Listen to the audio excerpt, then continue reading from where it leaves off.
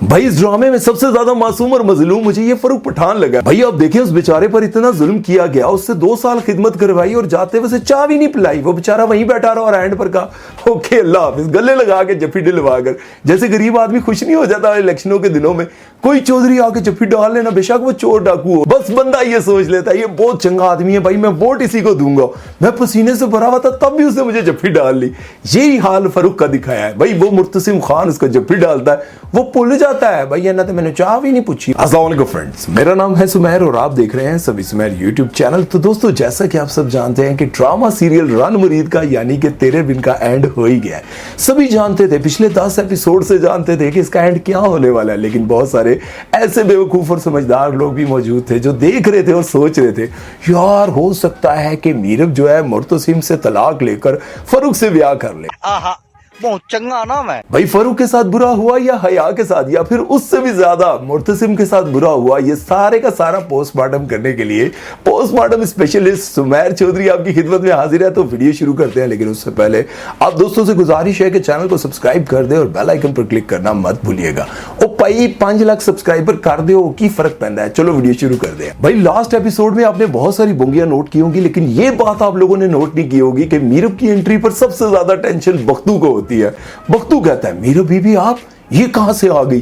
भाई इस बंदे को इसलिए टेंशन हो रही थी कि वो सोच रहा था कि खान मुर्तसिम खान की अब हया के साथ शादी होगी तो फिर खान मुर्तसिम खान रातों को बिजी हो जाएगा। भाई मुझे 20,000 रुपए तनख्वाह देकर पूरी पूरी रात गंदे नाले के पास खड़े करके बेवकूफों वाली मोहब्बतों वाली कहानियां नहीं सुनाएगा। अब मेरी जान छूट जाएगी। इसलिए उसने देखते ही कहा मीरब बीबी ये कहां से आ गई। वैसे आप लोग बताइए यही सोच रहा होगा कि नहीं। और फिर माँ बेगम मीरब के हाथ में बच्ची देखती है और फौरन हैरानगी से बोलती है ये बच्ची किसकी है, और बिना सोचे हया फौरन बोल देती है ये मुर्तसिम की बच्ची नहीं हो सकती।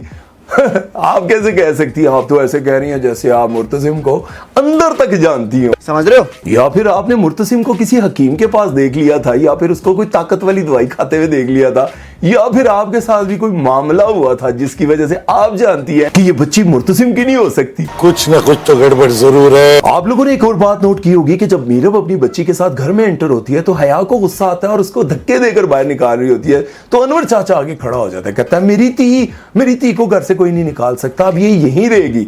तो हया जो है अनवर चाचे को भी धक्के देने लग जाती है। लेकिन अफसोस की बात यह है कि सारे सिर्फ आंखें फाड़ कर देख रहे होते हैं, कोई उसको मना नहीं करता। इसकी वजह यह थी कि अनवर चाचा या फिर कोई और हया पर हाथ उठाता तो औरत मार्च वाले इकट्ठे हो जाते और कहते ये क्या दिखा रहे हैं, औरत पर जुल्म दिखा रहे हैं, ये तो बहुत बुरा दिखा रहे हैं। लेकिन आपने ये नोट नहीं किया कि इस ड्रामे में औरत को कुछ नहीं कहा जा सकता, लेकिन मर्द के मुंह पर थप्पड़ भी मारे जा सकते हैं और थूका भी जा सकता है। औरत बेशक घर छोड़कर निकल जाए और 2 साल बाद घर वापस आए तो उसके पैरों में बैठ जाओ, मुझे छोड़कर रायना ना जाना, मैं तुम्हारे बगैर नहीं रह सकता। 50 रुपए कट ओवर एक्टिंग। मैं समझता हूं कि भाई मुर्तसिम खान जैसा किरदार आज तक मैंने कभी नहीं देखा। ओ भाई इतना बड़ा रन मुरीद हो ही नहीं सकता, भाई हो ही नहीं सकता। आप लोगों ने वो रन मुरीद देखा था ना जिसने एक्टिंग करके इतनी शोहरत हासिल कर ली कि आज वो स्टेज ड्रामों में काम कर रहा है। भाई उससे भी बड़ा रन मुरीद दिखाया गया है कि बीवी आपकी 2 साल घर से गायब रही और आप जो है चुप करके उसे देखते रहे और कहते रहे मेरी बीवी है, पूछे ही नहीं कितने से की करनी रही है, किधर को रही है ना, भाई कोई फिक्र ही नहीं। भाई यही किरदार दिखा दिखा कर तो लड़कियों को बर्बाद कर दिया। वो अपने शोहरों को यही तो कहती रहती है देखो मीरब 2 साल घर से बाहर रही, बच्ची भी साथ लेकर आई, मुर्तसिम ने कुछ नहीं कहा। थोड़ी सोच है कम सिर्फ ड्रामे ही होता है, गलती ना अपने घर ना करे। और फिर रन मुरीद अपनी बीवी को लेकर कमरे में चला जाता है और बच्ची वहां पर जाकर सुकून से सो जाती है। दरवाजे पर नॉक होता है तो मुर्तसिम कहता है स्लो शोर न करो।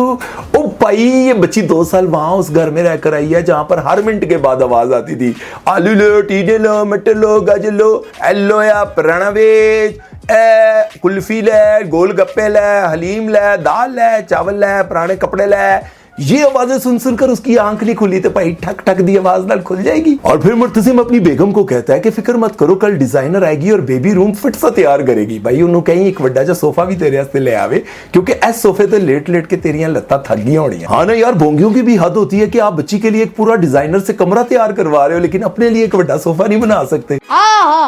भाई इस ड्रामे में सबसे ज्यादा मासूम और मजलूम मुझे ये फरूक पठान लगा है। भाई 2 साल उसने खिदमत की है ये सोच कर कि शायद अब इसके दिल से मुर्तसिम निकल जाए और मेरे प्यार की ये दीवानी हो जाए। भाई आप देखें उस बेचारे पर इतना जुल्म किया गया, उससे 2 साल खिदमत करवाई और जाते हुए चाय भी नहीं पिलाई। वो बेचारा वहीं बैठा रहा और एंड पर कहा ओके अल्लाह हाफिज, गले लगा के जफ्फी दिलवा कर। जैसे गरीब आदमी खुश नहीं हो जाता इलेक्शनों के दिनों में, कोई चौधरी आके जफ्फी डाल लेना, बेशक वो चोर डाकू हो, बस बंदा ये सोच लेता है ये बहुत चंगा आदमी है भाई, मैं वोट इसी को दूंगा। मैं पसीने से भरा हुआ था तब भी उसने मुझे जफ्फी डाल ली।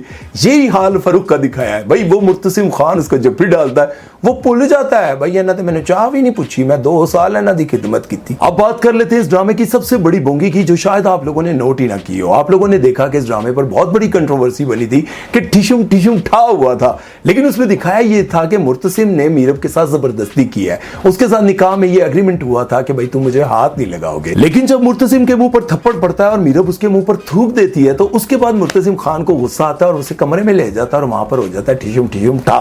लेकिन लोगों ने इतराज किया कि आप लोगों ने क्या दिखाया, तो उन्होंने वो बाकी सारे के सारे सीन्स जो है वो कट कर दिए, चेंज कर दिए। लेकिन आप लोगों ने देखा कि हया वाला पूरे का पूरा सीन ही काट दिया, जिसमें हया मीरब को कह रही होती है कि तुम्हारे साथ बहुत ज्यादती हुई है, इसने तुम्हारे साथ बहुत गलत किया है, तुम्हें इसकी दुनिया से, इसकी जिंदगी से बहुत दूर चले जाना चाहिए। कहाँ चली तुम्हारी मर्जी, बल्कि तुम तो मुझसे भी गई गुजरी निकली अपने शौहर के हाथों ही। मुर्तसिम तुम्हें देखने को तरसे, चली जाओ, उसकी जिंदगी से गायब हो जाओ। ये सीन ही उन्होंने काट दिया, लेकिन एंड पर वो बता रही होती है कि मुझे जाते हुए इसने देखा था। हालांकि पूरे फ्लैशबैक में आप देख लें, पिछले एपिसोड में देख लें, वहां पर कहीं पर भी नहीं दिखाया जाता कि हया ने मीरब को जाते हुए देखा हो, या फिर हया को वो बता कर जा रही हो कि मैं ये घर छोड़ के जा रही हूं। ऐसा कुछ नहीं दिखाया गया था, लेकिन वो मजबूर थे, अब क्या करें। वो सब कुछ दिखाते तो और ज्यादा कंट्रोवर्सी बनती। और पैमरा भी इस ड्रामे को वार्निंग दे चुका था, और अगर मजीद ऐसा कुछ दिखाया जाता कि हया उसके बारे में पूछ रही होती कि तुम्हारे साथ क्या हुआ था, कमरे में आवाजें क्यों आ रही थी, चूं चूं की, चा चा की आवाजें क्यों आ रही थी, ऐसा कुछ दिखाया जाता तो भाई ये ड्रामा पक्का ही बैन हो जाना था। आप लोगों को इतने एपिसोड देखने को ना मिलते और आपका इतना टाइम भी जाया ना होता। और ये सीन देखने के बाद और मुर्तसिम के चेहरे पर गुस्सा देखने के बाद मैं ये सोच रहा था कि अब ये आगे बढ़ेगा और सोचेगा कि इस लड़की की वजह से, हया बेहया की वजह से मैं अपनी बच्ची से 2 साल तक दूर रहा।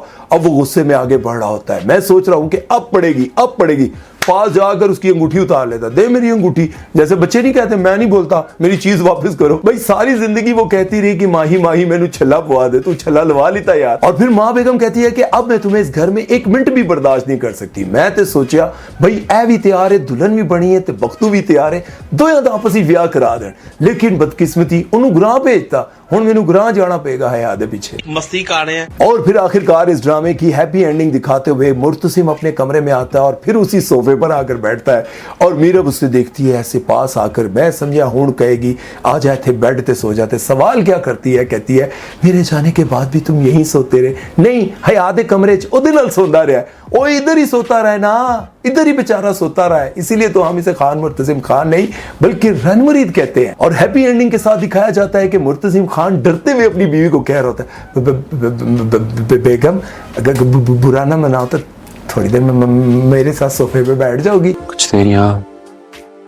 साथ बैठ सकते हैं प्लीज। डर डर के यार, डर डर के। मतलब जिस लड़की ने तेरे मुंह पे चपेड़ मारी, थूका, सब कुछ किया, भाई तू उससे ये तो पूछ लेता कि तू कहां थी। यार आप बताओ, मुझे ये बात बताओ कि यार ये कहां होता है कि बीवी 2 साल के बाद घर वापस आती है और उससे कोई सवाल ना किया जाए, मतलब उससे पूछा ही ना जाए कि तुम कहां थी, क्या करती रही, किधर रही।